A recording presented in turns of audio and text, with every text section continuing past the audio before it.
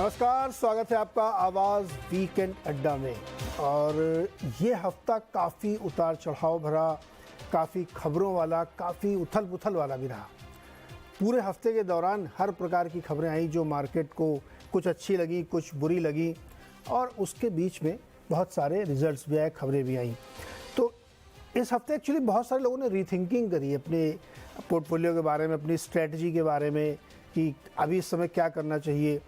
तो ऐसे में कई सारी चीज़ें निकल के आई कि क्या तस्वीर बननी चाहिए। आपके मन में कई सारे सवाल होंगे कि यहाँ से आगे का रास्ता क्या है। तो एक शब्द यूज़ किया है अभय जी ने, उसका नाम इंटॉक्सिकेशन। अब ये इंटॉक्सिकेशन क्या होता है मुझे नहीं पता भाई। मैं तो अभी जब अभय जी के पास चलूँगा तो मैं उनसे पूछूंगा कि ये क्यों आपने ट्वीट किया। उनके ट्विटर हैंडल पे पड़ा हुआ है। तो पहले शो की रूपरेखा बना लें। आज हम 3 विषयों पर बात करेंगे। आज थोड़ा ओपन एंडेड है, लेकिन फिर भी एक दायरा बनाने की कोशिश की हमने। एक तो ये कि मार्केट की जो झटका लगा है ये क्यों लगा। ये फिच की वजह से लगा। फिच मतलब एक दुनिया की बड़ी रेटिंग एजेंसी जिसने अमेरिका के सॉवरेन डेट को एक नॉच डाउनग्रेड किया, AAA से AA+ किया। तो उसका झटका हमें लगा है, या हम गले तक भरे हुए थे थोड़े हल्के हो गए, वो हुआ है, या रिजल्ट सीन पसंद नहीं आया, या बहुत ज़्यादा ओवर वैल्यू थे। क्या था ये झटका क्यों लगा, इसको समझेंगे। दूसरा, अब इस झटके के बाद 2-3 बहुत पॉजिटिव खबरें आई हैं, तो उसके बाद रिकवरी भी मार्केट में देखने को मिली। तो इसमें फिर आपकी स्ट्रेटजी क्या होनी चाहिए, अप्रोच कैसे करें मार्केट को। दूर रहें, बने रहें, एकदम से कूद पड़े, थोड़ा थोड़ा करें, क्या करें। और तीसरे में जो है, अगर मान लीजिए कुछ करना है तो कौन से सेक्टर में करें, या कोई आइडिया हो सकता है, कोई हमारे गेस्ट सुझाएं। और 2 स्टॉक खास तौर पे जिस पर हम लोग थोड़ी बातचीत करेंगे। एक स्टेट बैंक ऑफ इंडिया जो जायंट है, सबसे बड़ा बैंक है, उसके नतीजे आए, उसके अंदर कुछ छोटी छोटी चीज़ें जो हमको समझनी है। और एक अनुराग जी का बहुत ही फेवरेट शेयर है जोमेटो, उसने भी पहली बार प्रॉफिट दिखाया 2 करोड़ का। तो उसको भी समझेंगे कि अब उनको जोमेटो अच्छा लग रहा है कि नहीं लग रहा है। इन्हीं सब चीज़ों पर बातचीत होगी। और मेहमान के सामने नाम तो 2-3 ले ही लिए, लेकिन फिर भी औपचारिक परिचय कराता हूँ। अभय अग्रवाल जी हमारे साथ हैं, पाइपर सेरिका के CIO और फंड मैनेजर हैं। गुरमीत जी हमारे साथ दिल्ली से जुड़ रहे हैं, जो कंप्लीट सर्कल कैपिटल के CIO और फंड मैनेजर हैं। अनुराग जी अमेरिका से हमारे साथ जुड़ रहे हैं। और पंकज जैन जी हैं जो दिल्ली से हैं, SW कैपिटल के डायरेक्टर। सर, आप सबका बहुत बहुत स्वागत है। इससे पहले मैं आगे बढ़ूँ, ये इंटॉक्सिकेशन क्या होता है? हाँ, तो ये इंटॉक्सिकेशन मेरे दोस्त ने भेजा था, तो मैंने ट्वीट किया उसको। इसका मतलब है नीरज जी कि जो मेरी चीज़ है वो मुझे ही वापस मिल रही है। हाँ। और उसी में मैं पहले तो खुश हुआ कि मुझे कुछ मिला, पर मुझे बाद में पता चला रही है तो मेरी चीज़ है, तो इसमें इतना ज़्यादा खुश होने की क्या बात है। और आपने उसको मार्केट का रंग दे तो दिया। मार्केट में ऐसा ही हुआ ना, पहले जोरदार गिरा, बिल्कुल, और फिर चल गया, लोग खुश हो गए। अरे भैया पहले तो गिरा ही था। वहीं से तो वहीं तो वापस जा रहे हैं। बिल्कुल ठीक बात है। तो ये बिल्कुल परफेक्ट वर्ड था मार्केट के लिए, इंटॉक्सिकेशन था मार्केट में। तो इस वजह से ये हुआ। तो अच्छा, ये इंटॉक्सिकेशन तो हो गया मार्केट में। क्या मूड क्या है भाई, ये जो पहला हमारा है झटका क्यों लगा ये मार्केट को? आई थिंक मार्केट में जितना चढ़ा उसके बाद ट्रिगर खत्म हो गए मार्केट के लिए, फ्रैंकली। मतलब अब उसके ऊपर जाए मार्केट तो कुछ तो नया ट्रिगर चाहिए। अर्निंग सीजन चल रहा है, अर्निंग्स ठीक है, मतलब ना कोई बहुत बड़ा नेगेटिव सरप्राइज है, ना कोई पॉजिटिव सरप्राइज है। और ग्लोबली भी ऐसा कोई बड़ा पॉजिटिव आउटलुक नहीं है कि मार्केट सडनली और चलता जाए। तो एक हेल्दी टेक्निकल करेक्शन है मेरे ख्याल से। पार्टिसिपेशन बहुत ज़्यादा हो गया था, प्रॉफिट बुकिंग हुई है, लोगों ने प्रॉफिट बुक किया, थोड़ा कैश में गए हैं, देख रहे हैं वापस अपॉर्चुनिटीज। तो एक हेल्दी करेक्शन है, not only in India, US में भी हुआ, ग्लोबल मार्केट्स में हुआ, चाइना में हुआ, जापान में हुआ। तो एक ग्लोबल मार्केट करेक्शन है, टेक्निकल करेक्शन है, 3-4% का टेक्निकल करेक्शन आफ्टर 30% की रैली लिटरली हुई। उसके बाद इतना करेक्शन होना कोई बड़ी बात नहीं है। मेरे हिसाब से हेल्दी करेक्शन है। मेरे हिसाब से इन्वेस्टर जो कैश में बैठे हैं उन्होंने इस मौके का फायदा भी उठाया कि एलोकेशन बढ़ाएं, थोड़ा अंडर एलोकेटेड है। आपको सीजनल फीवर था? मेरे को लगता है सीजनल फीवर था। हाँ, फ्लू था, वो ठीक हो गया 2-3 दिन में। और हो सकता है थोड़ा साइडवेज रहे मार्केट जब तक कोई नए पॉजिटिव ट्रिगर्स ना आए। पर ऐसा मुझे नहीं लगता कि कोई घबराने की बात है किसी इन्वेस्टर के लिए कि सडनली कोई बहुत मेजर करेक्शन आ जाएगा और मार्केट यहाँ से 5-10% गिर जाएगा। मुझे नहीं लगता ऐसा कुछ होगा नीरज जी। ओके, तो यानी वीकनेस रहती थोड़ी फीवर ठीक होने के बाद? जी बिल्कुल, वैसे रहे कुछ दिन तक। ज़्यादा खा लिया, ज़्यादा पार्टी हो गई, अब थोड़े दिन आप आराम कर रहे हैं, अगले 2 दिन अब जो है हैंगओवर ठीक करना है। तो ये वाला मामला था। लेकिन अनुराग जी, आपके यहाँ जो फिच ने किया उससे ज़्यादा तो हम लोगों को तकलीफ हुई, आपके यहाँ तो कुछ खास हुआ ही नहीं। हाँ, हाँ नहीं नीरज जी, एक तो मैं अभय जी का फुली सपोर्ट करता हूँ। आई थिंक हम ना एक काइंड के हैंगओवर से रिकवर कर रहे हैं मार्केट्स में, राइट। और आई थिंक वो अभी तक हुआ नहीं है पूरा, राइट। क्योंकि अगर हम देखें 2008 से जो जीरो रेट्स तकरीबन जीरो ही चल रहे थे, बीच में कोशिश हुई थी एक बार 18-19 में, और यील्ड कर्व्स कोविड से पहले भी इन्वर्टेड थे, तो अंदेशा था कि एक रिसेशन आएगा और ये करेक्शन हो जाएगा, यील्ड कर्व्स नॉर्मल हो जाएंगे। बट वो हुए नहीं, फिर कोविड आ गया ऊपर से, और हम लोग हाई हेडीनेस में चले गए। तो आई थिंक नीरज, एक तो वो है कि markets need a trigger to run away, और they need a clear runway. और इस समय नीरज हमारे पास दोनों ही नहीं है, ना हमारे पास क्लियर रनवे है और ना हमारे पास कोई सॉलिड ट्रिगर्स हैं ऊपर जाने के लिए। फिच रेटिंग्स पे नीरज, आई एग्री कि इमीडिएट टर्म में तो उन्होंने कुछ ऐसा नया देखिए बताया नहीं है। सो मार्केट्स अंडरस्टैंड कि यार ये जो आप बता रहे हैं it's a well known news, but I would say signalling की इंपॉर्टेंस है नीरज इसमें, कि eventually they have put politicians on the block, कि देखिए आप you are managing, ultimately आप politics is sitting, Washington DC is on the biggest economy of the world, everybody watches this, तो आप इस तरह से irresponsibly debt binge नहीं कर सकते हैं, irresponsibly money printing नहीं कर सकते हैं, because dollar is the reserve currency, just because of that you can't do that। और आप इसको इवेंचुअली आपको अगले 10 साल में you need to resolve it. 2033 का उन्होंने एक रनवे लिया है, और उन्होंने कांग्रेस का ही डेटा यूज किया है। तो नीरज, वो सवाल जायज है, वो इमीडिएटली इंपैक्ट ना करें, बट वो पॉलिटिशियंस को पुश करेंगे to arrive at some kind of a compromise. और इस पर एक चर्चा होनी जरूर शुरू हो गई है कि कितना हम फ्यूचर से बोरो करके फ्यूचर जनरेशंस को हम लोड डाउन कर सकते हैं डेट के लिए। बिकॉज इस पे हम नीरज, मैं एक नजरिया दूंगा, क्योंकि अगर ये सिर्फ डेट बढ़ता ही रहा और दे डिडंट कंट्रोल इट, तो नीरज इसका सिर्फ एक सोल्यूशन होता है गवर्नमेंट्स के पास में, और वो वर्ल्ड वॉर 1 के बाद में यूज हुआ, वर्ल्ड वॉर 2 के बाद में यूज हुआ। वो नीरज वो होता है to inflate the debt away. Governments कभी भी डेट पे नहीं करती हैं, they just inflate it away. तो मतलब क्या होता है नीरज के इन्फ्लेशन इतना कुछ एक डिकेड में कर देंगे कि वो डेट अपने आप प्रोपोर्शनेटली कम हो जाएगा। अब अगर यूएस वो करने लगा नीरज, तो देखिए फेड की फाइट कहां जाएगी और कहां मार्केट जाएगा। So it can be disasters, इसको टाइम पे एड्रेस करने की जरूरत है, ये जरूर कहूंगा नीरज में।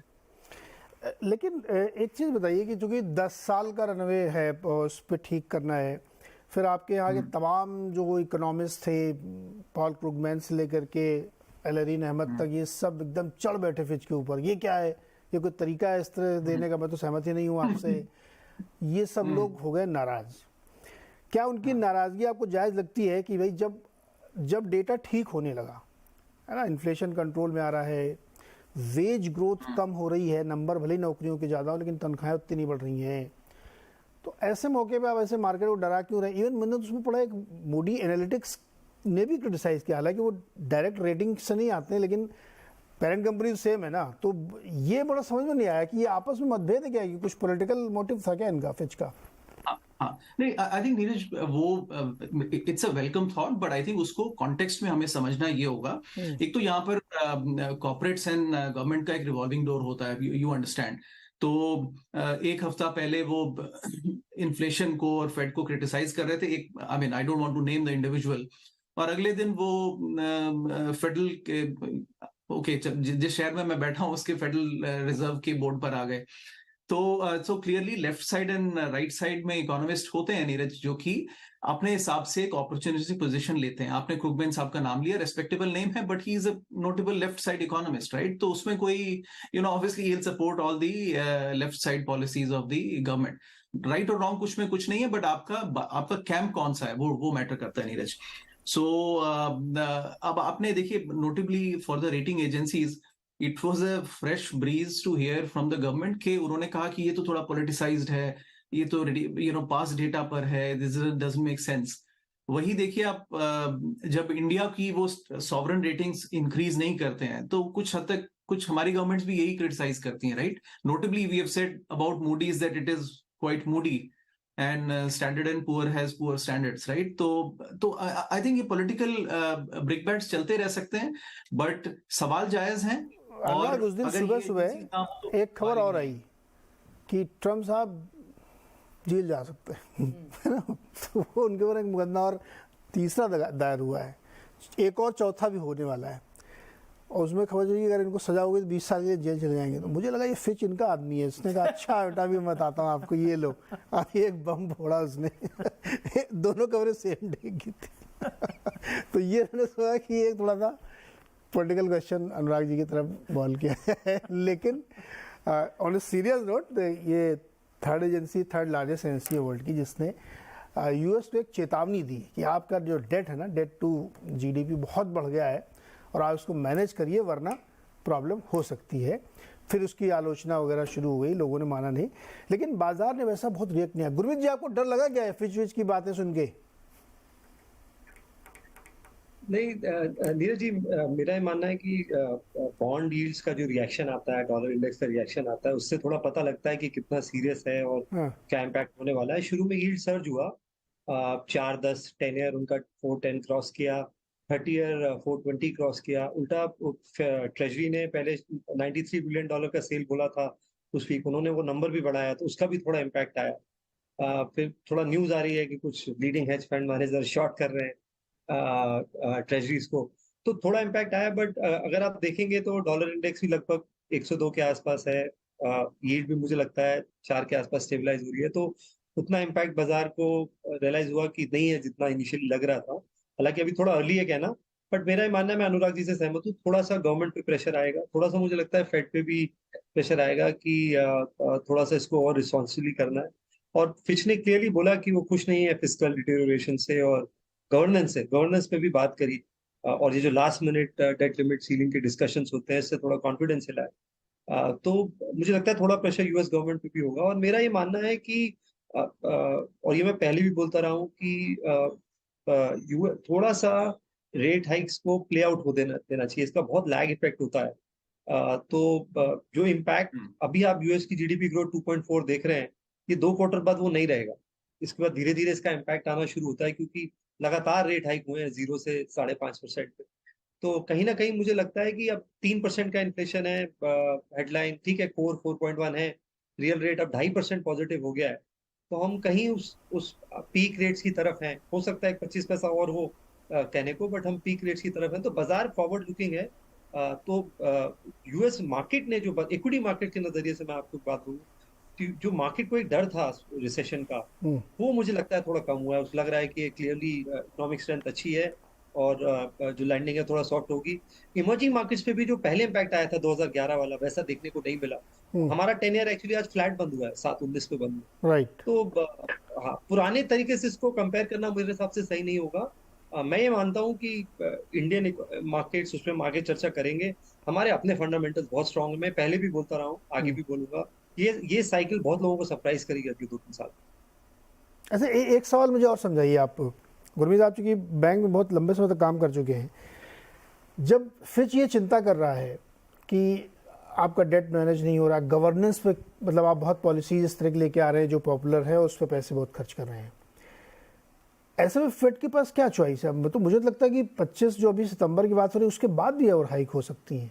कैसे आप मैनेज करेंगे? आपके पास चॉइस ही क्या है? मुझे नहीं लगता है नीरज जी, क्योंकि आप इन्फ्लेशन का आंकड़ा आएगा अगस्त में, आप देखिए कि कंटिन्यूसली कम हो रहा है। हेडलाइन ऑलरेडी 3% पे है और थोड़ा लैग इफेक्ट भी देखना पड़ेगा। दूसरा, इंटरेस्ट पेमेंट उनका $1 ट्रिलियन पहुंच गया है साल का। तो कहीं ना कहीं ये आगे जाके कभी कोई क्रेडिट इवेंट बन सकता है। मैंने पहले भी एक बार बोला था कि कुछ बैंक्स में परेशानी हो सकती है, और हमने देखा कुछ छोटे बैंक से परेशानी आई। क्रेडिट इवेंट की खासियत यही है कि बता के नहीं आता है। और हिस्ट्री है, यूएस फेड ने जब भी इंटरेस्ट रेट्स इंक्रीज करे हैं, जब भी स्टीपली करे हैं, हमेशा जो उसका एंड हुआ है क्रेडिट इवेंट से हुआ है। तो थोड़ा सा मुझे लगता है वो बैलेंसिंग भी फेड करेगा, और काफी हद तक ऑब्जेक्टिव अचीव हो गया है, ऐसा मेरा मानना है। दूसरा, यूएस का जो इंटरेस्ट पेमेंट है as a revenue, percentage of revenue it makes, वो अभी भी कम है। तो $1 ट्रिलियन अपने आप में नंबर बड़ा लगता है, but as a percentage of revenue जो है वो कम है। तो मुझे लगता है, एक मेरा पर्सनल मानना है कि आइडियली हम लगभग पीक पे है, मतलब इससे और रेट हाइक मुझे नहीं लगता कि होना चाहिए। ओके, ये रिलीफ की बात है। पंकज जी, क्या इंडियन मार्केट ने ओवर रिएक्ट किया है इस फैच वाली न्यूज़ पे?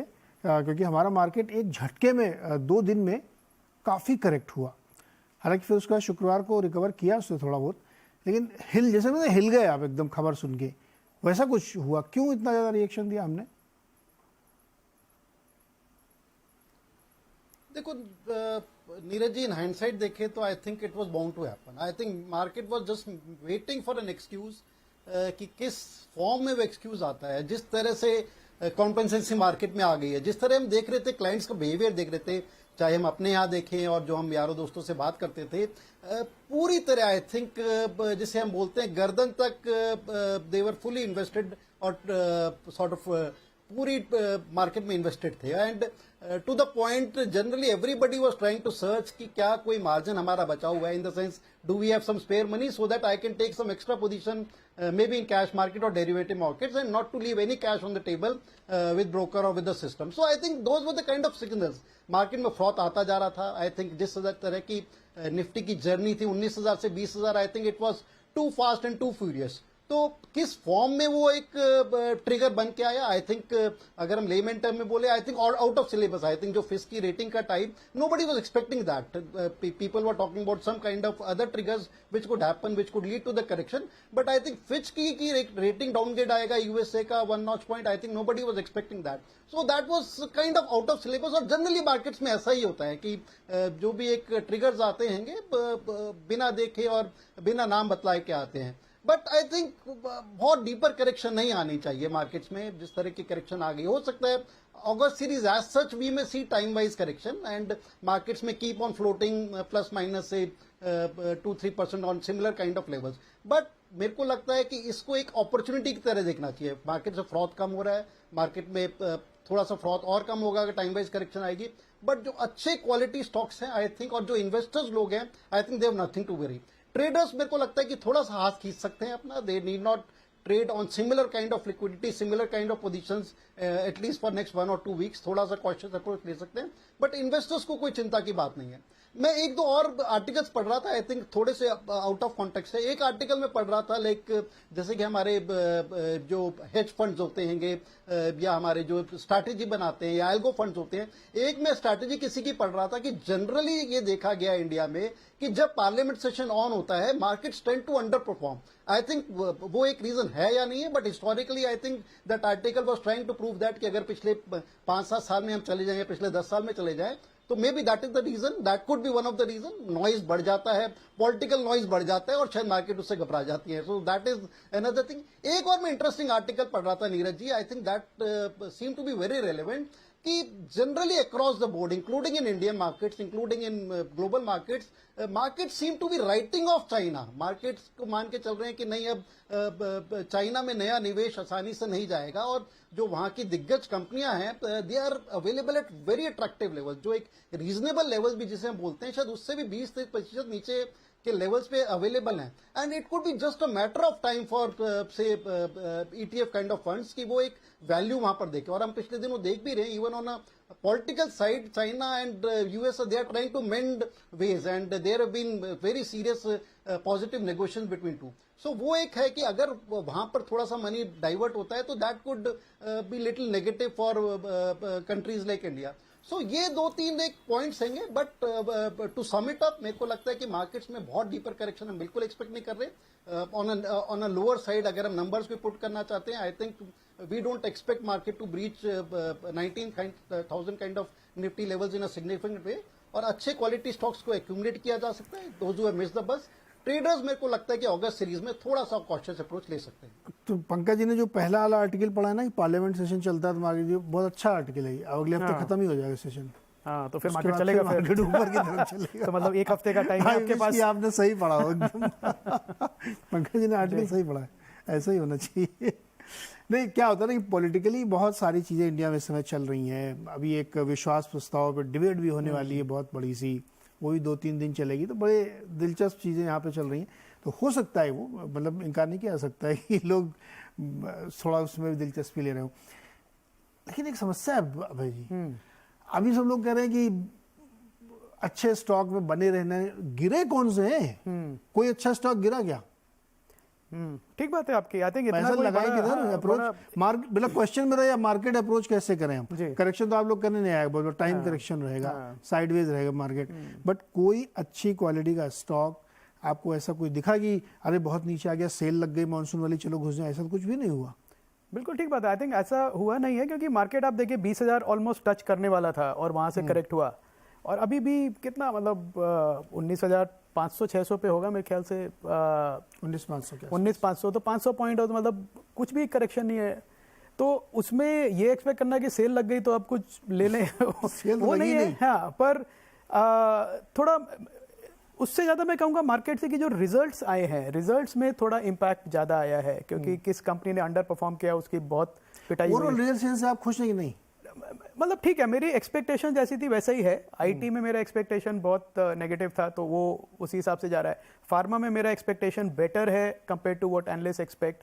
मुझे लगता है pharma results will be better than expected. और बैंक्स और फाइनेंशियल सर्विस का जैसा हम आउट परफॉर्मेंस एक्सपेक्ट कर रहे थे वो तो दिख ही रहा है, और उसके अलावा ऑटोज के नंबर्स भी अच्छे हैं। तो मैं कहूँगा जैसे एक्सपेक्टेशन था ब्रॉडली उसी लाइन में चल रहा है, कोई नेगेटिव या पॉजिटिव सरप्राइज तो नहीं है। तो ये सब देखते हुए मुझे नहीं लगता नीरज जी कि फ्रैंकली कोई बड़ा करेक्शन भी हुआ है। मतलब 500 पॉइंट कुछ कुछ नहीं है। को तो कुछ भी नहीं है, मतलब उसमें क्या एक्चुअली कुछ नहीं है। अपॉर्चुनिटी किसी को स्पेशल मिल जाएगी। परसेंटेज तो स्क्रीन पे आप लोग देख रहे होंगे, तो हाँ। लोग कहेंगे ये कोई करेक्शन है, मतलब बेमतलब में हुआ बना दिया, डरा दिया हाँ, लोग। बिल्कुल कोई करेक्शन नहीं इसमें, मतलब ये तो छोटा करेक्शन है, चलता रहेगा। और आप देखें म्यूचुअल फंड के फ्लोज वो भी सॉलिड हैं, SIP फ्लो सॉलिड हैं, तो कोई हिलने को तैयार नहीं है, इन्वेस्टर कोई छोड़ने को तैयार नहीं है। अच्छा, ये एक बड़ी इंटरेस्टिंग बात देखिए कि पिछले हफ्ते दर हफ्ते अगर हम देखें वीकली तो खाया पिया कुछ नहीं, गिलास थोड़ा भराने वाली बात है। कुछ ऐसी बड़ी करेक्शन कोई बड़ा इंडेक्स में टूट फूट या स्टॉक्स में ऐसा नहीं लगता है, लेकिन हल्ला बहुत मच गया है ना। 200 पॉइंट गिरा, 300 पॉइंट गिरा, लोग घबरा गए। चार्ट वाले लोग बहुत टेक्निकल डरा रहे थे कि क्या 20 डे में पता नहीं क्या क्या टूट रहा था। गुरमीत जी, इस बीच एक दो रिपोर्ट्स आई जिनका जिक्र मैं आपसे अनुरागी से करना चाहता हूँ। एक तो मॉर्गन स्टैनली ने इंडिया को अपग्रेड किया और उन्होंने चाइना को डाउनग्रेड किया, मैं ख्याल ब्राज़ील को भी उन्होंने डाउनग्रेड किया। और दूसरी रिपोर्ट S&P की थी। S&P ने भी भारत को न सिर्फ अपग्रेड किया, वो तो अगले 3-4 साल तक इन्होंने जो ग्रोथ का पाथ बताया पूरा कि 2030 तक हम $7 ट्रिलियन की इकॉनमी बन जाएंगे अगर इसी के अगर से हम चलते रहें। मुझे ध्यान है कि एक बहुत बड़े इकोनॉमिस्ट है रुचिर शर्मा, वो तो मानने को तैयार नहीं कि 5% से ऊपर ग्रोथ हो सकती है इंडिया की, बट S&P कह रहा है कि नहीं, उससे बहुत ज़्यादा ग्रोथ होगी। ये दोनों जो खबरें थी इंडिया के लिए, इसको आप कैसे रीड करते हैं? और S&P को मैं इसलिए ज़्यादा रिगार्ड करता हूँ क्योंकि ये लोग वो हैं जो बिना प्रूफ के कुछ करते नहीं हैं। मॉर्गन स्टैनली एक बार हो सकता है कि प्रोजेक्शन पे कर दे, लेकिन S&P वाले जब सबूत देख लेते हैं तभी कुछ काम करते हैं। तो गुरमीत सर बताइए, दोनों रिपोर्ट्स को आपने कैसे रीड किया? बहुत कंस्ट्रक्टिव है नीरज जी। बहुत टाइम बाद आपको इंडिया एक कंसेंसस अपग्रेड दिख रहा है। और खाली मॉर्गन स्टैनली ने अभी स्टैंडर्ड चार्टर्ड की बहुत अच्छी रिपोर्ट आई है, मैं शो के बाद आपको फॉरवर्ड करूंगा। वो भी करीबन $6.25 ट्रिलियन का लक्ष्य दे रहे हैं 2030 का। स्टैंडर्ड चार्ट भी एक थोड़ा कंजर्वेटिव है, जैसा आपने बोला। S&P ने 6.7 ट्रिलियन बोला है, स्टैंडर्ड चार्टर्ड ने करीबन $6.25 ट्रिलियन के आसपास बोला है। Neeraj ji, growth runway clear है। जैसे हम वो कहते हैं हमारी लैंग्वेज में कि ट्रेन तो चल पड़ी है कश्मीर से कन्याकुमारी, अब आपको बीच में उतरना है कि नहीं, बीच बीच में प्रॉब्लम्स आएंगी, थोड़ा रुकेगी भी, डिले भी होगी। ब्रॉडर डायरेक्शन बिल्कुल ठीक है। और आप बेसिक मैक्रो फ्रीक्वेंसी डेटा देखिए, हमारा PMI सर्विसेज का 13 साल का हाई आया, 62 के ऊपर रीडिंग आई है। मैंने 62 की रीडिंग नहीं देखी सर्विसेज में बहुत समय तक। PMI मैन्युफैक्चरिंग पिछले लगातार 3 महीनों से 58 के आसपास है, पिछली रीडिंग 57.7 की आई है। GST नंबर अब नया नॉर्मल 1.6-1.7 लाख करोड़ है। हम एक समय था कि हम 1.5 लाख करोड़ को सेलिब्रेट करते थे। आप बैंक क्रेडिट ग्रोथ देखिए, रेट हाइक के बावजूद, रेपो रेट के बावजूद 15% के आसपास का क्रेडिट ग्रोथ है जून क्वार्टर का जो लास्ट अपडेट है।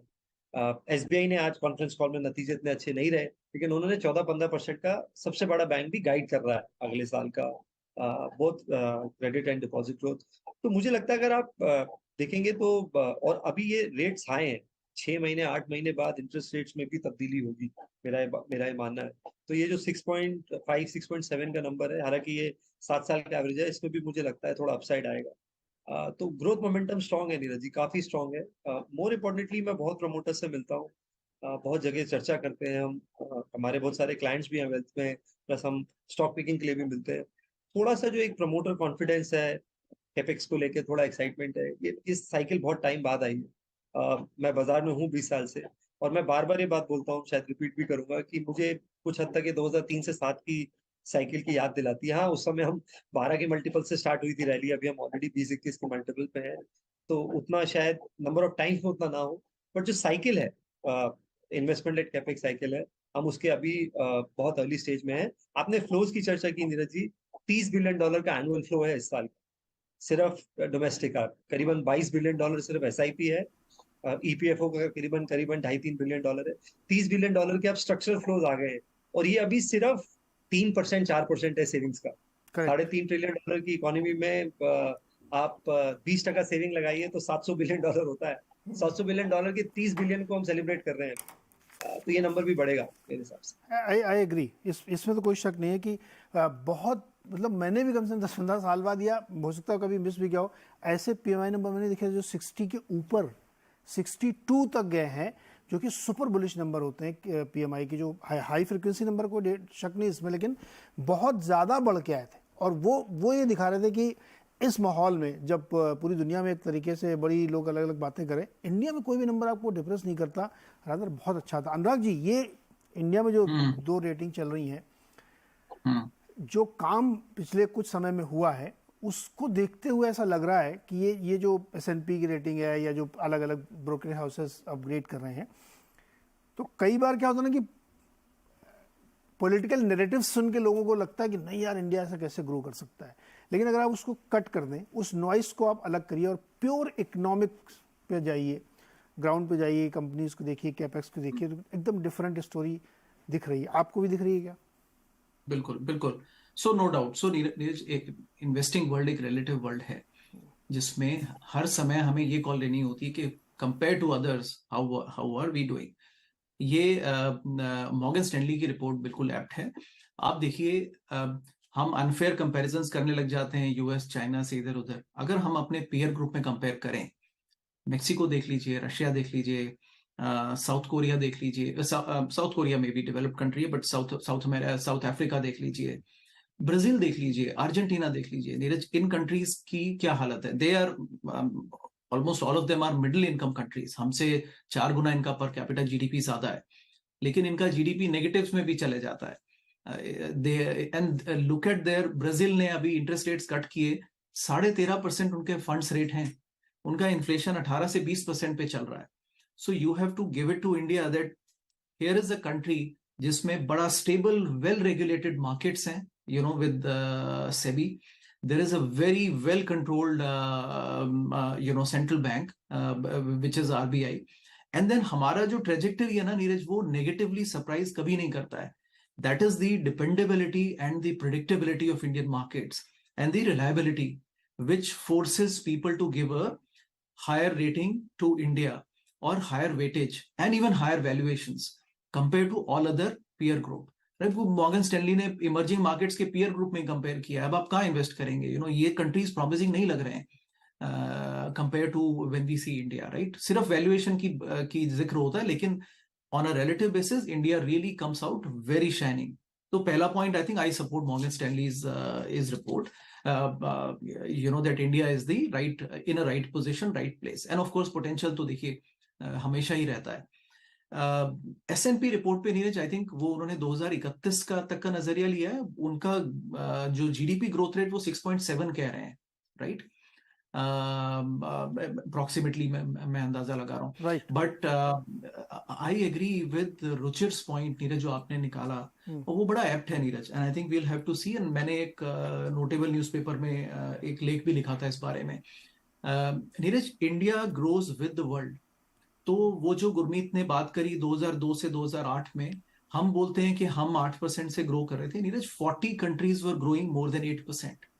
इस समय Neeraj, no country is growing at 8% world में, major economies, less than 1 billion छोड़ दीजिए, राइट?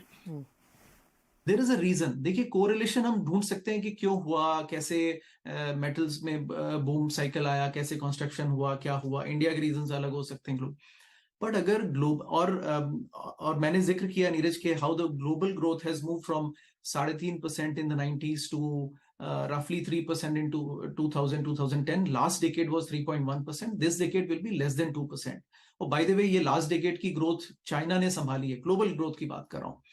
तो ऐसे में अगर ग्लोबल ग्रोथ में स्लो डाउन होता है तो वो नीरज कंट्री लेवल पे भी दिखता है. तो ऐसे में आई वुड कन्वर्ज के 5 से 5.5% का ग्रोथ डिकेड में अगर हम देखेंगे तो तकरीबन उतना बनेगा. बट ये उतना बहस की बात नहीं है कि 6.5 और 5.5 में हम फंस के रह जाएं. Point is it is a very good number, right. तो कोई 6.5 कह लें, आप 6.5 में खुश हो जाइए. The good point is 6% inflation plus 6% growth अगर हम ये लगाएं तो भी नीरज मार्केट में 12% की नॉमिनल ग्रोथ जीडीपी पे होती है, विच मीन्स व्हाट के एफिशिएंट कंपनीज 12% से थोड़ा ऊपर भी निकाल सकती है returns, which is the backbone of के भारतीय मार्केट क्यों 12% डिस्पाइट वॉट एवर लेवल्स 12% की और 13-14% की ग्रोथ आपको फिर भी दे सकता है. तो this is the entire story Neeraj, और इस लार्जर पिक्चर को हमें मिस नहीं करना है. And I want to make sure whenever I talk of valuation ये महंगा है, don't miss this larger picture. हालांकि नॉमिनल अब इन्फ्लेशन 6 है तो रिटर्न्स डॉलर टर्म्स में हमें, अब मेरे जैसे इन्वेस्टर्स को नीरज कम मिलते हैं लास्ट डिकेड में, कैसा भी रहा हो. हमें तो 8% के रिटर्न्स मिले डॉलर टर्म्स में, लेकिन इंडियन इन्वेस्टर को ज्यादा मिलते हैं नीरज. तो दैट्स अ वर्थवाइल पॉइंट. आप इंडियन इन्वेस्टर बन सकते हैं हमारे थ्रू.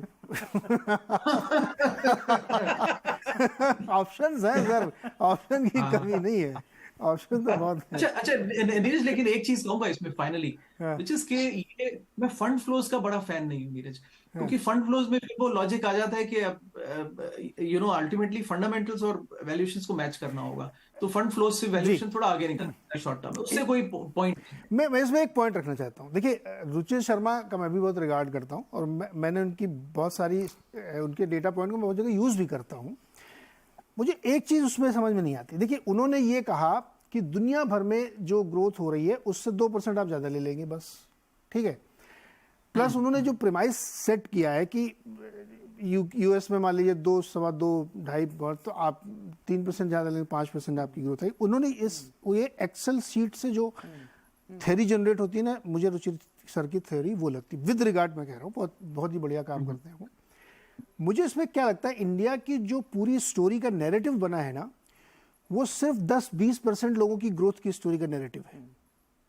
लेकिन अब वो जो डिजिटाइजेशन की वजह से पूरी भारत में जो चेंज हुआ है ना, वो शायद नंबर्स में भी कैप्चर हो रहा है. इसलिए लोग गलत पढ़ सकते हैं, क्योंकि आपको ये अंदाजा कभी था ही नहीं कि बिलियंस ऑफ ट्रांजैक्शन इंडिया में होने लगेंगे यूपीआई के थ्रू. आपको ये कभी अंदाजा नहीं था कि एक टैक्स पूरे देश में होगा और 1,60,000 करोड़ का न्यू नॉर्मल बनेगा, और अभी तो बन ही रहा है, सिर्फ पता नहीं 2 लाख करोड़ पे जाकर सेटल होगा. तो शायद चूंकि हम लोग डेटा के गुलाम हैं, एक्सेल सीट ने जो बना के दिया मैं उस पर थ्योरी बिल्ड करते हैं, तो मुझे लगता है वहाँ पे थोड़ी सी गड़बड़. इसलिए मुझे लगता है कि जो S&P कह रहा है वो मुझे ज़्यादा सही लग रहा है.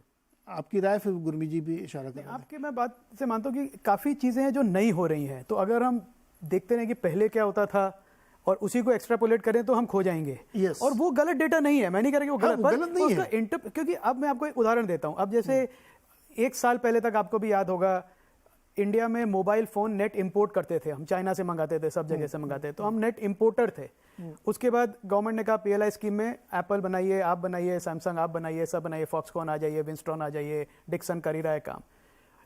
तो अब सिर्फ एप्पल $1 बिलियन का फोन एक्सपोर्ट कर रहा है इंडिया से. वो तो इंडियन जीडीपी को कंट्रीब्यूट कर रहा है. ऐसा नहीं है कि एप्पल की ग्रोथ बहुत ज्यादा हो गई, पर उसने इंडिया से $1 बिलियन का मंथली एक्सपोर्ट करना शुरू कर दिया. ये नई चीज है, ये आपको पहले नहीं होती. अब पहले कोई कि हम तो इंपोर्ट ही करेंगे, पर अब बदल गया, हम नेट एक्सपोर्टर हो गए हैं.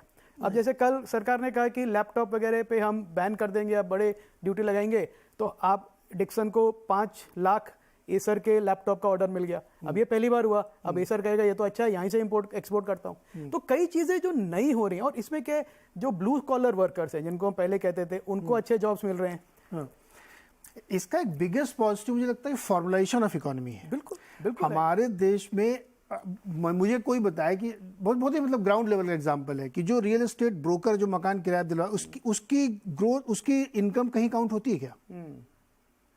ऐसे बहुत सारे जो फॉर्मुलाइजेशन हो रहा है इकोनॉमी में, वो नंबर हाहाकारी हैं, बड़े नंबर हैं, वो आपको वो किसी ने नहीं सोचे होंगे। तो मुझे लगता है वो नंबर। गुरमीत जी आप कुछ कहना चाहते, फिर मैं पंकज जी के पास जाता हूँ। नहीं बोलिए नहीं, जी। आपने बिल्कुल सही पकड़ा। मैं कह रहा हूँ कि ये जो नंबर बहुत सारे इकोनॉमिस्ट देते हैं, फॉर्मल इकोनॉमी का देते हैं, और इंडिया में एक बहुत पैरेलल इकोनॉमी है जो मेन इकोनॉमी में मर्ज हो रही है। आप जीएसटी देखिए, अगर डेटा नीरज जी, आप नंबर ऑफ रिटर्न्स देखिए, GSTR1, GSTR3 भी, number of E way bills देखिए। आप कभी अगर दिल्ली आएंगे, आप रोड पे चल के देखिए कितने रेस्टोरेंट्स जो पहले बिल नहीं काटते थे, अभी रेस्टोरेंट्स कितने बिल काट। आप बेसिक ऑब्जर्वेशन करिए, आपको फर्क दिखेगा। इस साल हमारे जो इनकम टैक्स रिटर्न है, जो फर्स्ट टाइम फाइलर्स हैं, 58 लाख थे, जो अभी डेटा अभी, और अब ये बढ़ेगा क्योंकि डेडलाइन एक्सटेंड नहीं हुई। तो बहुत लोग फॉर्मल सिस्टम में आ रहे हैं। वो डेटा आपको एक्सेल में आप प्रोजेक्ट नहीं कर पाएंगे, क्योंकि पैरेलल इकोनॉमी का साइज किसी को नहीं पता है। सेकेंडली नीरज जी, जो एक बड़ी चर्चा मैंने करी, आप देखिए बैंक क्रेडिट देखिए, ये जितने छोटे छोटे बैंक्स हैं, स्मॉल फाइनेंस बैंक्स हैं, NBFCs हैं, ये जो लेंडिंग में, फॉर्मल बैंकिंग सिस्टम में जो नए कस्टमर्स आ रहे हैं, पहले हमारे 20% एडल्ट्स के पास बैंक अकाउंट था जनधन के पहले, अभी 85% एडल्ट्स के पास बैंक अकाउंट। तो जब ये फॉर्मल क्रेडिट सिस्टम में आता है और क्रेडिट से जो मोमेंटम और वेलोसिटी आती है, उसका नतीजा आप एक्सेल पे नहीं निकाल सकते हैं। तो बट मैं एक बात से अग्री करता हूँ अनुराग कि 11-12% नॉमिनल ग्रोथ रहेगी कंजर्वेटिवली भी। थोड़ा हम अच्छा कर गए तो 13-14 होगी, तो उस लिहाज से भी इंडिया अच्छा करेगा अगले 6-7 साल। करेक्ट। पंकज जी, ये विषय आपका टेक चाहिए, उसके बाद फिर हम लोग एक ब्रेक की तरफ जाएंगे। देखो नीरज जी, 2-3 टिप्पणी मैं इसमें ऐड करना चाहूंगा जो अभी डिस्कशन हो रही थी। अगर हम जो अभी हम रुचित शर्मा की बात कर रहे थे, उसमें एक जनरल टिप्पणी मैं जरूर करना चाहूंगा। ऐसी चर्चाएं या ऐसा बज़ हमने पहले भी बहुत बार देखा है पिछले से 10-20 साल में, कि इंडियन इकोनॉमी डीकपल हो गई है ग्लोबल इकोनॉमी से। I think on a larger platform, I think that doesn't happen. 2-4-6 महीने हमने देखा है कि ऐसे फेजेस आते हैं मार्केट्स में, it could be either way, positive side पे या नेगेटिव साइड पे, कि इंडियन मार्केट्स ग्लोबल मार्केट से अलग चल रही हैं, या momentum on a positive side because of what ever the news flow is, कि नहीं ऐसा हो गया है कि अब हमारे को वर्ल्ड की चिंता नहीं है। But that doesn't happen I think. तो मैं उस पर एग्री करूंगा कि बहुत ज्यादा हम डीकपल नहीं रह सकते। अगर वर्ल्ड इकोनॉमी में दिक्कतें हैं और बरकरार रहती हैं, टू एक्सपेक्ट कि हम एक काफी पावरफुल तरीके से ग्रो करते रहेंगे, दैट मे नॉट हैपन। और उसका एक बहुत बड़ा कंट्रीब्यूशन जो कि हम पिछले 3-4-6 महीने में देख रहे हैं, I think that has been the stable pricing in commodity, stable pricing in crude. और वो हमने कई बार देखा है कि अगर कमोडिटी और क्रूड में कहीं भी उथल पुथल आती है ऊपर की तरफ, तो एकदम our economy tends to sort of get sticky, और मार्केट्स में भी उसका एक रिएक्शन आता है। तो we have to be cautious about that. On a positive side, I've been attending seminars, I've been meeting people. What has happened in last 3, 4, 5 years कि जो हमारे कंपनीज की कॉर्पोरेट गवर्नेंस है, जो हमारे नए एंटरप्रेन्योर्स हैं, जो टेक्नोलॉजी के सेवी एंटरप्रेन्योर्स हैं, आई थिंक उनकी क्रेडिबिलिटी काफी बढ़ गई। आज से हम अगर 20-25 साल पहले चले जाएं, तो शायद credibility of the promoters, the kind of corporate governance we had, शायद इतनी हायर नहीं थी जो आज के दिन। I think that is sort of aiding our economy, और वो हमारे को लगता है कि आने वाले वक्त में और बढ़ेगी। जिस तरह से हमने देखे पिछले दिनों आईपीओ वगैरह भी आ रहे हैं, काफी अच्छे आईपीओ आ रहे हैं और काफी अच्छे प्रमोटर्स आ रहे हैं, और वो एक कैचअप चलता रहेगा, and world is recognising that. उसके अलावा जो तीसरी चीज है, जो एक नॉट टू फॉरगेट, जो हम बार बार देखते हैं, काफी राइजिंग एस्पिरेशनल इकोनॉमी है हमारी, जो एक हमारी मिडिल क्लास, एक सर्जिंग मिडिल क्लास है, जो पिरामिड नीचे से ऊपर आ रहा है, काफी राइजिंग पिरामिड हैगा, and world is recognising that. और and nobody dare not ignore India now. तो आई थिंक ये 4-5 चीजें हैंगी, apart from whatever figures we are talking, which is helping India. और मेरे को लगता है कि अगर कॉमोडिटी प्राइसेस में स्टेबिलिटी रहती है, so we are definitely, I think path एक ही है, और स्टडी ऊपर का ग्रोथ पाथ है मार्केट के लिए। करेक्ट। यहाँ पे एक छोटा सा ब्रेक लेते हैं, लौट के आके फिर हम लोग कुछ स्पेसिफिक्स पे बात करेंगे। मैं यहाँ पे जाता था, एक चीज़ जोड़ना चाहता हूँ आप लोगों के लिए। मैं इकॉनमी को दूसरे नज़रिए से देखता हूँ। मुझे लगता है इकनॉमी या इकनॉमिक्स इज़ मैनेजिंग पीपल है। आप अपनी पॉपुलेशन को अगर आप मैनेज करें ना, यही इकनॉमिक्स है, क्योंकि इतनी लार्ज पॉपुलेशन के स्विंग से ही प्रोडक्शन होता है, उसी से कंजम्पशन होता है, उसी के मूवमेंट से चीज़ें बदलती हैं। आप यूरोप का इतिहास पढ़ लीजिए, इंडस्ट्रियलाइजेशन जब वहाँ पे हुआ, कैसे हुआ वहाँ पे। आप यूएस में पढ़ लीजिए, आप इंडिया में पढ़ लीजिए। तो जब मैं ये कह रहा हूँ कि हमारे यहाँ फॉर्मुलाइजेशन हो रहा है, पॉपुलेशन का यील्ड बढ़ रहा है, ये बड़ा इकोनॉमिक टर्म लोगों को लग रहा होगा, प्रोडक्टिविटी बढ़ रही है आपकी। पहले जो काम आप 6 घंटे में करते थे अब आप 3 घंटे में कर लेते हैं, और बाकी बचे 3 घंटे में आप कुछ और करते हैं थैंक्स टू टेक्नोलॉजी। तो ये ह्यूमन रिसोर्स की यील्डिंग हो रही है ना बहुत ज़बरदस्त तरीके से, और फॉर्मुलाइजेशन हो रहा है। इससे मुझे लगता है कि भारत अभी बहुत अनटैप्ड है। हम लोग विश कर, अच्छा ये भी मैं नहीं कर रहा हूँ कि एकदम आप फूल का कुप्पा हो जाएगी कि नहीं हम तो 15% ग्रो करेंगे, ऐसा भी नहीं होने वाला है, क्योंकि आपके यहाँ पर कैपिटा का बहुत बड़ा चैलेंज है। जीडीपी ग्रो करे लेकिन पर कैपिटा उतना ग्रो नहीं कर रहा है। तो ये चैलेंजेस के बावजूद मुझे लगता है कि इंडिया की जो फॉर्मुलाइजेशन प्रोसेस है, जो ह्यूमन रिसोर्स का यील्ड है, वो शायद एक अच्छी तस्वीर हम लोगों के पेश करता है। छोटा सा एक ब्रेक के बाद 2 स्पेसिफिक्स में मैं बात करूंगा, स्टेट बैंक और अनुराग जी का फेवरेट जोमैटो।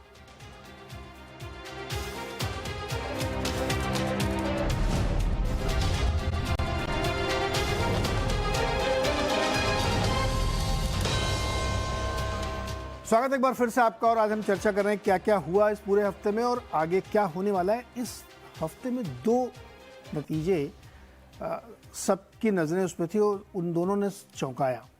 एक स्टेट बैंक ऑफ इंडिया, सबसे बड़ा बैंक है, सरकारी बैंक है और उसको मिरर टू इकॉनमी भी कहते हैं, और दूसरा एकदम नए ज़माने की कंपनी है, टेक्नोलॉजी बेस्ड कंपनी है, फूड डिलीवरी काम करते हैं बेसिकली, उनका नाम है जोमैटो। उन्होंने भी चौंकाया, 2 करोड़ का मुनाफा कमा के दिखा दिया।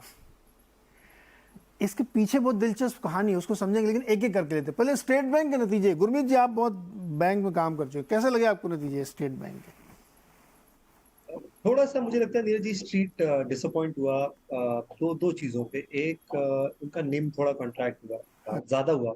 बाजार एक्सपेक्ट कर रहा था कि स्टेबल होगा। तो नेट इंटरेस्ट मार्जिन में जैसा आपका स्क्रीन भी दिखा रहा है करीबन 25 पैसे का। बाकी बैंक्स में हमने देखा था कि या तो स्टेबल था या बहुत माइनर कॉन्ट्रैक्शन था।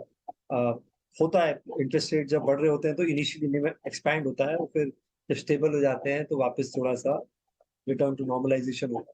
दूसरा स्लिपेज बढ़ गया, बाजार को लगा वो स्लिपेज का नंबर ज्यादा है, और पीएसयू बैंक्स को लेके हमेशा ये कंसर्न रहता है कि कहीं वापस से वो पुराना 2011, 12, 13 साइकिल लोगों को याद आ जाती है। बट अगर आप एब्सोल्यूट नंबर में देखेंगे, उनका ग्रॉस एनपीए देखेंगे तो ग्रॉस एनपीए लगभग उतना ही है, 90,000 करोड़ है, और नेट एनपीए में भी करीबन 1,000 करोड़ का इजाफा हुआ है। इतनी बड़ी बैलेंस शीट में ज्यादा मायने नहीं रखता है। बट क्योंकि थोड़ा सा भी एसेट क्वालिटी में डिटोरेशन आता है तो बाजार को परेशानी देती है। दूसरा, quarter on quarter credit growth नहीं हुई, 1% के आसपास हुई। बाकी बैंक्स ने बहुत अच्छे नतीजे दिखाए, कुछ छोटे बैंक्स ने तो क्वार्टर ऑन क्वार्टर 4-5% का ग्रोथ दिखाया credit growth. But guidance SBI ने अगले साल की 14-15% की दी है। तो मुझे लगता है वैल्यूएशन वाइज 1 बुक वैल्यू पे है, बहुत एक्सपेंसिव नहीं ट्रेड कर रहा है। इनफैक्ट 630-640 के हाई के बाद वैसे भी थोड़ा सा नीचे है अगर आप पीक लेवल ऑफ मार्केट की बात करें। तो वैल्यूएशन कंफर्ट है वहां पे, और अगले क्वार्टर देखना चाहेगा मार्केट की वापस से क्रेडिट ग्रोथ में रिकवरी होती है कि नहीं। और डिजिटल इनिशिएटिव्स बहुत अच्छे ले रहा है नीरज जी, मैं पहले भी बोलता आया हूँ। अंतिम उन्होंने जो उनकी अंडर राइटिंग है वो भी इम्प्रूव हुई है, credit under writing, digital disbursement से एक्विजिशन इम्प्रूव हुआ है योनो से, न्यू टू बैंक का। और आप अगर पिछले 5, 7, 10 साल का डेटा मैप करेंगे, ये अकेला ऐसा पीएसयू बैंक है जिसने मार्केट शेयर गेन किया है डिपॉजिट साइड्स में भी और एसेट साइड में भी। तो मुझे लगता है वैल्यूएशन कंफर्ट है, नतीजे थोड़े से सॉफ्ट। तो मतलब अगर अब सीबीएसई वाले स्टैंडर्ड से देखें तो उसने 65-70% नंबर पे पास किया है ना? बिल्कुल, है ना गुरमीत सर? फर्स्ट क्लास नहीं है। 70% अच्छा होता था हमारे टाइम पे, आजकल लोगों ने बेंचमार्क बिगाड़ दिया है। देखो जो स्टेट बोर्ड थे उसमें तो 60% में लड्डू पड़ जाते थे, सीबीएसई में 70% में भी तो चाय नहीं पिलाता कोई। तो 60-70% पे काम चल गया इनका। कोई संदेश छिपा क्या इस रिजल्ट में?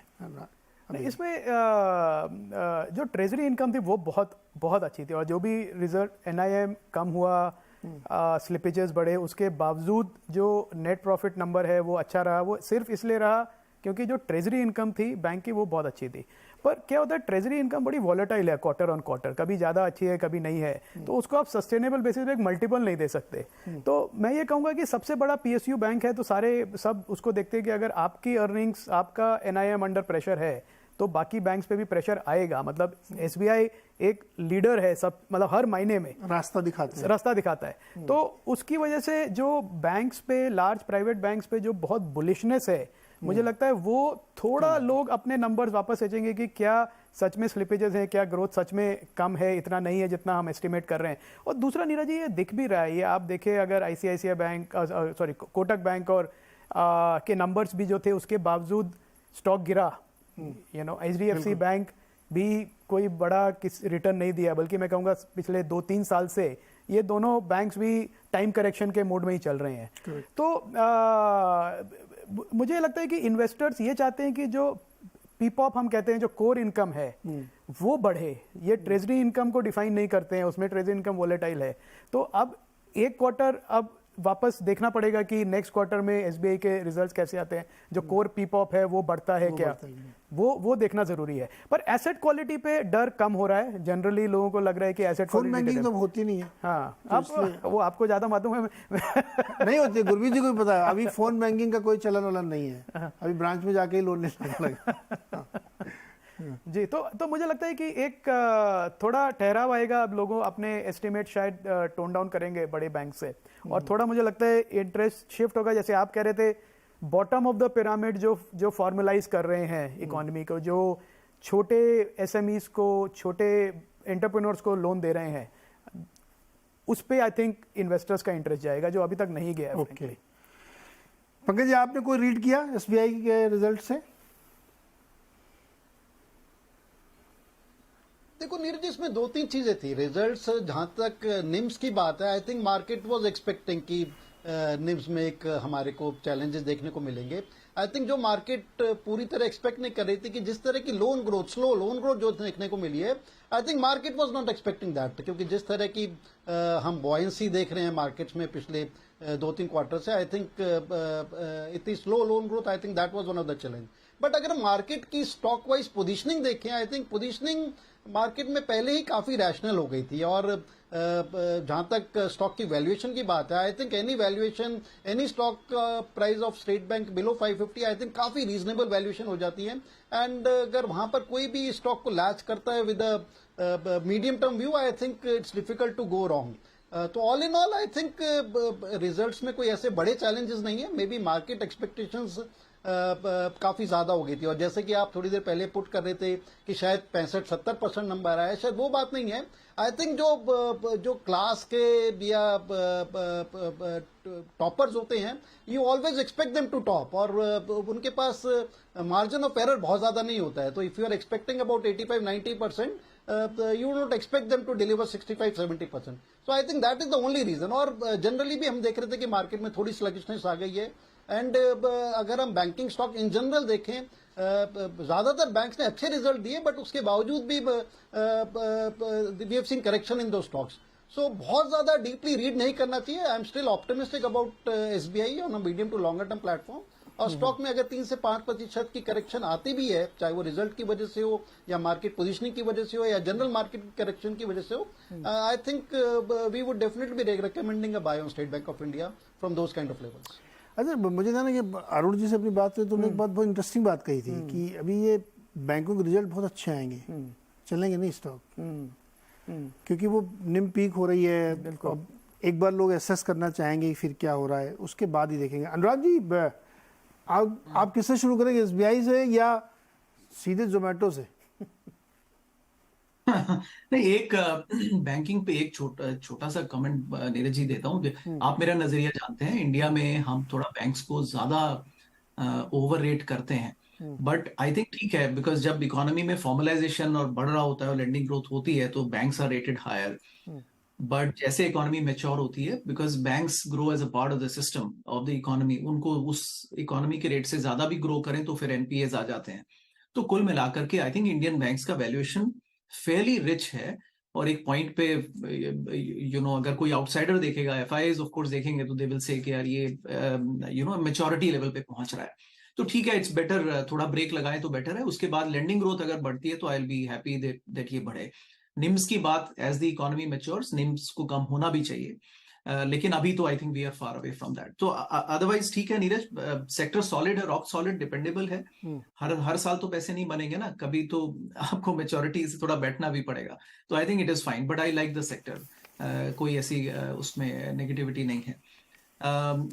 जोमेटो पे आते हैं नीरज जी। तो रिजल्ट आया, मुझे भी फटाफट कुछ टेक्स्ट आ गए फटाफट, अच्छा ये देखो क्या 70% ग्रोथ हो गई। वो मैं नंबर्स में जाके देखने लगा नीरज, तो पता लगा कि अब रेवेन्यू भी एडजस्टेड होने लगा है। बीटा तो एडजस्टेड था ही, रेवेन्यू भी एडजस्ट हो गया है। तो अल्टीमेटली मैंने देखा कि फूड डिलीवरी की ग्रोथ तो नीरज पिछले 3 क्वार्टर से फ्लैट थी सीक्वेंशियली। हाँ, एंड अब इस बार 18% की ग्रोथ हुई है, but somewhere the market numbers are about 33% growth and all this. Neeraj वो निकालते हैं, एक क्वेश्चन आंसर फॉर्मेट में निकालते हैं, जो खुद ही को क्वेश्चन करते हैं और खुद ही आंसर करते हैं, उनका सीएफओ और सीईओ। उसमें उन्होंने सवाल खुद ही पूछा है कि अरे आप तो कह रहे थे कि अगले 4 क्वार्टर्स में प्रॉफिटेबिलिटी होगी, लेकिन आपने तो मतलब अभी कर दिखाया, ये कैसे किया आपने? तो मतलब ये तो नीरज वो बात हो गई, मतलब कत्ल भी करते हैं और हाथ में तलवार नहीं, है ना? तो अब आप ये देखें नीरज के these companies have attained the maturity of $1 billion sales in food delivery. तकरीबन $1 billion से थोड़ा सा कम है। It is about 6,500 6,500 7,000 crore. वो नीरज पिछले 4 क्वार्टर से क्रॉस नहीं हो रहा है, except this quarter there is a difference. I compare it to DoorDash Neeraj, about 7 से 8 बिलियन डॉलर की सेल्स है, और ये बिल्कुल मैच करता है इससे यूएस मार्केट से। About 1/8 of US market is Indian market. Neeraj उसके बाद में प्रॉफिटेबिलिटी नहीं बन रही है, and everything is adjusted, then I'm not really impressed, because one, I have a solid belief top line of these companies will not grow, at least in the core businesses। अब आप नए business invest करके top line grow कर लीजिए, लेकिन core business में top line is stagnating. और जो प्रॉफिट भी दिखाया है वो 2 करोड़ का, वो डिफर्ड टैक्स की वजह से दिखाया। तो मैं ये कोई गैर कानूनी गलत काम नहीं किया, लेकिन वो इंटेंट पे साथ क्या खाली दिखाने के लिए आपने ऐसा कर दिया, आपको अच्छे लगे? नहीं, मैंने इसको 2 बात में सेपरेट करते हैं। कोर बिजनेस देखते हैं, कोर बिजनेस में उनका थोड़ा ऑपरेटिंग परफॉर्मेंस बढ़ा है, कंट्रीब्यूशन मार्जिन बढ़ा है, 6.4% आ गया। इसलिए आ गया क्योंकि पिछले जब कंपेयर करें तो 380 रुपए का एवरेज ऑर्डर वैल्यू था, जो एवरेज ऑर्डर हम लोग ऑर्डर करते हैं वो 420 रुपए पे आ गया। थोड़ा फूड प्राइस इन्फ्लेशन हुआ, जब भाव बढ़ गया खाने का, तो उसकी वजह से उनको फायदा मिला, तो 420 रुपए का एक ऑर्डर हो गया। और उसके ऊपर उनका जो टेक रेट है, जो उनका प्रॉफिट है, जो वो डिलीवरी और एडवर्टाइजिंग के बाद देते हैं, वो 24% के करीब आ गया। तो समझ लीजिए 420 रुपए के एक ऑर्डर पे 100 रुपए का इनकम जोमेटो की है। अब वो तो ठीक है, वो आपका बढ़ा प्रॉफिट, पर जो आपका ओवरऑल ऑर्डर है वो इतने नहीं बढ़े हैं। और जो कोर बिजनेस है उसमें अभी भी प्रेशर है कि कॉम्पिटिटिव है वो अभी भी। दूसरी तरफ आपका स्विगी भी बैठा हुआ है, रेस्टोरेंट्स भी कॉम्पिटिटिव कम्पीट कर रहे हैं। तो ये कहना कि अब ये ग्रोथ हर क्वार्टर में आता रहेगा, ये गलत है। दूसरा Neeraj ji, on the profit side, अब प्रॉफिट कहाँ से आया? 380 करोड़ 390 करोड़ का इनका अदर इनकम है, जो 11,000 करोड़ का कैश रिजर्व है इनके पास, तो उससे आता है वो 380 करोड़, आप वो ले लीजिए। दूसरा डेफर्ड टैक्स एसेट जो इन्होंने क्रिएट किया फर्स्ट टाइम, उसकी वजह से मैं कहता हूँ 400 450 करोड़ का अदर इनकम है, जिसका कोर बिजनेस से कोई लेना देना नहीं है। अगर आप उसको निकाल दें तो वो लॉस दिखता है आपको इतना बड़ा। लास्ट मेरा पॉइंट ये है नीरज जी कि आप ये बिजनेस देख रहे हैं, 11,000 करोड़ के आपके पास कैश रिजर्व है, उस पर आप कुछ भी ना करें, कुछ भी करके चलिए आप 1,000 करोड़ का तो इनकम कमा लेंगे साल की, ठीक है, आराम से। अब 1,000 करोड़, अब कुछ ना करें तो आप कंपनी अगर बंद कर दें, बिजनेस बंद कर दें, आपको 1,000 करोड़ का प्रॉफिट हो जाएगा। और उसके सामने आप इतनी सब मेहनत करके आप एक क्वार्टर में 2 करोड़ का प्रॉफिट दिखा रहे हैं। मतलब इसमें मार्केट से देखिए जुगाड़। देखिए मैंने जब नंबर देखे तो मुझे अच्छा लगा कि प्रॉफिट में आ गया। डीप में आ गया, अरे नहीं यार, ये तो मतलब केवल दिखाने के लिए जुगाड़ू नंबर किया। और इन्फ्लेटेड नंबर पे अगर आप 424 रुपए लेके आ रहे हैं ना जी, इन्फ्लेशन नीचे आ जाएगा ना फूड वाला, तो फिर वो रह जाएगा। गुरमीत सर, बहुत छोटा सा आपका कमेंट चाहिए इसमें। जोमेटो अच्छे लगे आपको या आप भी को लगता है अभी थोड़ा वेट करना चाहिए? जी हमने लिया नहीं है, बट थोड़ा सा रेडार में, क्योंकि पार्ट टू प्रॉफिटेबिलिटी दिख रही है बातें हुई। ठीक है, आप उनका जीएमवी देखिए 7600 करोड़ के आसपास का है, रेवेन्यू 2400 करोड़ किया है, तो इम्प्रूवमेंट है। अब मंथली ट्रांजैक्टिंग यूजर्स में भी इम्प्रूवमेंट है, जीएमवी में भी इम्प्रूवमेंट है। और अभी सिर्फ 4-5% लोग इंडिया में ऑनलाइन फूड ऑर्डर करते हैं, तो ग्रोथ पाथ अच्छा है। एक जो चीज मुझे अच्छी लग रही है, कैपिटल एलोकेशन को लेकर डिसिप्लिन है। उन्होंने ब्लिंकिट का भी बोला कि अगले साल वो ब्रेक इवन होंगे। आपकी बात सही है कि लंबा रास्ता तय करना है। तो अगर आप मेरा ये मानना है कि अगर आपको ये फूड कंजम्पशन स्टोरी खेलनी है अभी टाइम बिंग के लिए, तो QSR बेटर ऑल्टरनेटिव है। जोमेटो में शायद अभी 1-2 क्वार्टर और लगेंगे, पर देखना चाहता हूँ कि ये ग्रोथ सस्टेन होती है कि नहीं, बट डेफिनेटली इंप्रूवमेंट है जहां से वो थे। मैंने ये बात पहले भी बोली है नीरज जी, जो लोग प्रॉफिटेबिलिटी पे फोकस करेंगे और श्रिंक करेंगे और कैपिटल एलोकेशन को फॉलो करेंगे, आप पीबी इन्फोटेक देखिए, उन्होंने भी अपने कैपिटल एलोकेशन से लॉस कम किया, नेगेटिव कैपिटल कंट्रीब्यूशन नहीं किया। थोड़ा कुछ हद तक पेटीएम में भी आपको देखने को मिल रहा है, वो हर चीज नहीं कर रहे हैं, लेंडिंग पे फोकस कर रहे हैं, तो पेमेंट बिजनेस पे फोकस कर रहे हैं, तो ये जो श्रिंक करेगा हाँ उस पे ध्यान दें। इंटरेस्टिंग बात ये होनी चाहिए। देखिए, नथिंग अगेंस्ट कि किसी कंपनी के अगेंस्ट हम लोग हैं। अब चूंकि आप लिस्टिंग करा के आ गए हैं मार्केट में, तो आपकी ऐसी ही स्क्रूटनी होगी और आपकी हर उस चीज़ पे क्वेश्चन किया जाएगा जो आप मैं तो जो मैंने वर्ड यूज़ किया कोट अनकोट की जुगाड़ है। क्या प्रॉफिट नहीं दिखाते ना, क्या जरूरत थी इस बार 2 करोड़ दिखाने की? आप ईमानदारी से कहते नहीं अभी भी हमारा लॉस में है। तो इसलिए ये चर्चा यहाँ जरूरी है। लेकिन समय एकदम समाप्त हो गया सर। आप सब लोगों का बहुत बहुत शुक्रिया जुड़ने के लिए, इस चर्चा में शामिल होने के लिए। अगले हफ्ते फिर हम लोग बैठेंगे और कुछ तमाम सारे नए इश्यूज से बातचीत करेंगे। आज के लिए फिलहाल नमस्कार।